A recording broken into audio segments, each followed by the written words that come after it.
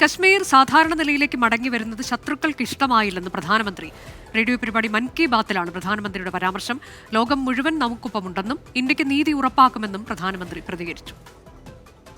देश के दुश्मनों को, जम्मू कश्मीर के दुश्मनों को ये रास नहीं आया। आतंकी और आतंक के आका चाहते हैं कश्मीर फिर से तबाह हो जाए और इसलिए इतनी बड़ी साजिश को अंजाम दिया। आतंकवाद के खिलाफ इस युद्ध में देश की एकता, 140 करोड़ भारतीयों की एकजुटता हमारी सबसे बड़ी ताकत है। यही एकता आतंकवाद के खिलाफ हमारी निर्णायक लड़ाई का आधार है। हमें देश के सामने आई इस चुनौती का सामना करने के लिए अपने संकल्पों को मजबूत करना है। ശ്രീനാഥ് ചന്ദ്രൻ വിശദാംശങ്ങളുമായി. ശ്രീനാഥ്, പഹൽഗാം ഭീകരാക്രമണത്തിന്റെ പശ്ചാത്തലത്തിൽ ഇത്തവണത്തെ മൻ കി ബാത്ത് ഭീകരാക്രമണത്തിനെ കുറിച്ചാണോ പ്രധാനമന്ത്രി സംസാരിച്ചത്?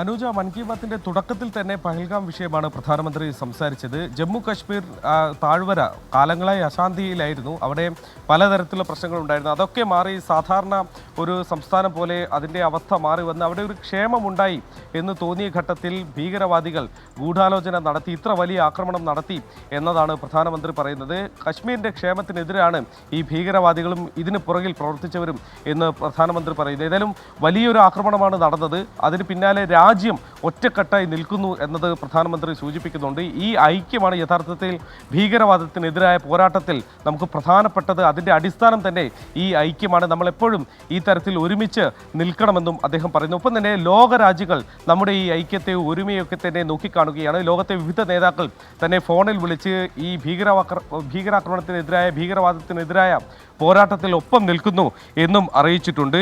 നമുക്ക് നീതി ലഭിക്കും, ഈ നീതി നമ്മൾ നേടിയെടുക്കും എന്നും പ്രധാനമന്ത്രി പറയുകയും ചെയ്യും. അങ്ങനെ ഭീകരവാദത്തിനെതിരായ പോരാട്ടത്തിൽ നമ്മളെല്ലാവരും ഒറ്റക്കെട്ടായി നിൽക്കണം എന്നതാണ് തുടക്കത്തിൽ മൻ കി ബാത്തിന്റെ തുടക്കത്തിൽ പഹൽഗാമുമായി ബന്ധപ്പെട്ട് പ്രധാനമന്ത്രി പറഞ്ഞത്.